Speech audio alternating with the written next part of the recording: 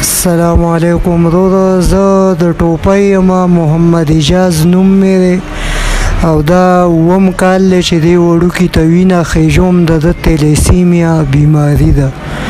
دا نن درېیمه څلورم ورځ ده، ګروپ نه میلاوېده. چا راته دا ځای وښود، دلته راته ښه په اسانه وینه میلاو شوه او شټاپ والم ماشاءالله ټول ښه خلک دی.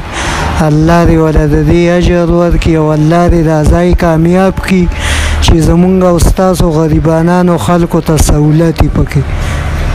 قدرمندو اجاز کاکا د ټوپې علاقې سره تعلق دی.